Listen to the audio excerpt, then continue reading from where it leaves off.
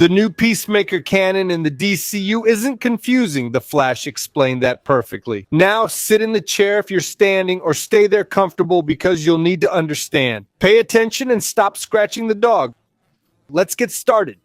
Gunn himself confirmed that not only will the second season of Peacemaker take place in the same new continuity, in other words, instead of being DCU, it will be DCU, but the first season won't be canon. So the character will continue, but the first season isn't canon. It's a bit complicated, isn't it? Let's delve into this. Let's delve into it, because how can the character remain, but the story doesn't?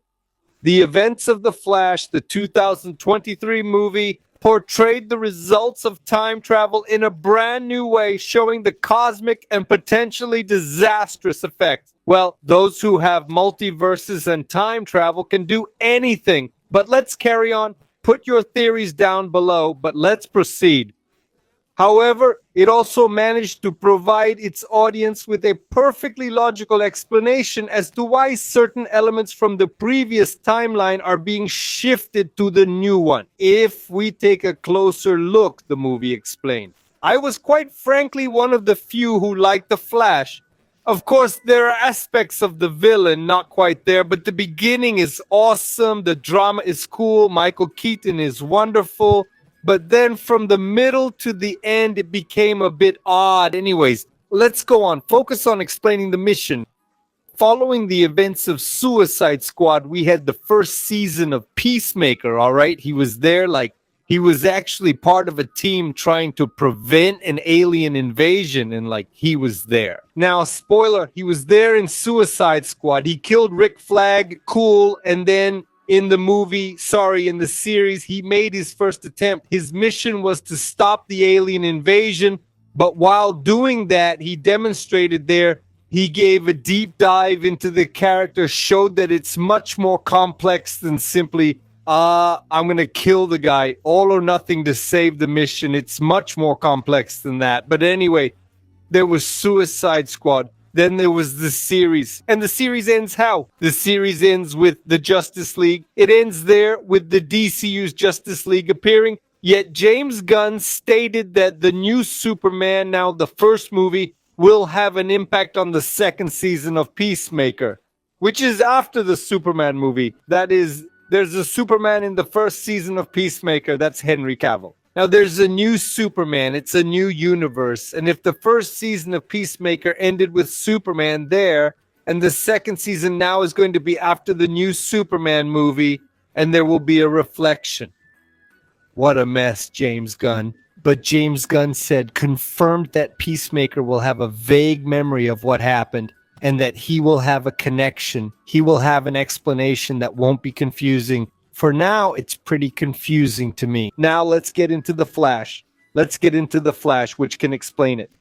Look, come on. In The Flash, Barry Allen uses his powers to go back in time to prevent his mother's murder and also to prevent his father from being framed. As we know, he was framed for his mother's death, and then he starts, he travels and messes up the whole timeline, and then he finds who? Michael Keaton. And not only Michael Keaton, he also meets another Barry Allen. So that's already changed a lot of things. So what happens? What's explained there?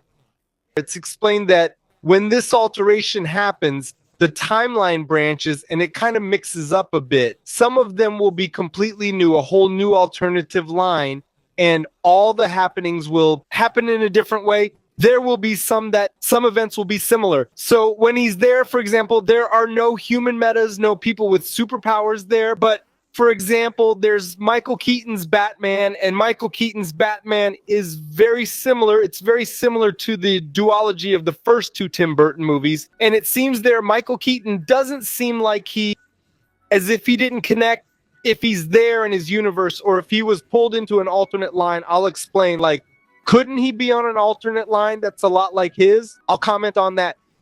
At the end of the movie, what happened? Michael Keaton disappeared.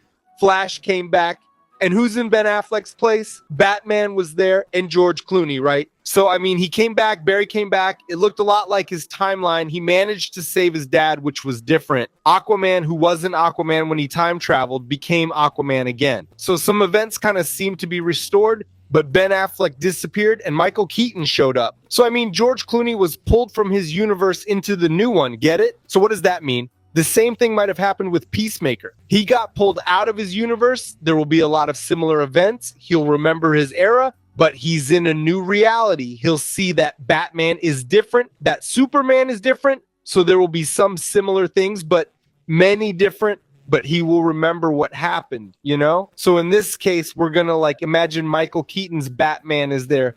He was pulled into another universe very similar to his with the memory of what happened in Batman 1 and Batman 2, you know? So seen from that side. Now, James Gunn, what a headache, could, for example, just say that it's another Peacemaker, very similar to that one, only from the multiverse. That's it. It's another one, very similar, but it's not the same. Simple, right? Easy peasy. But comment below what you think of this madness if you have any theories, all right?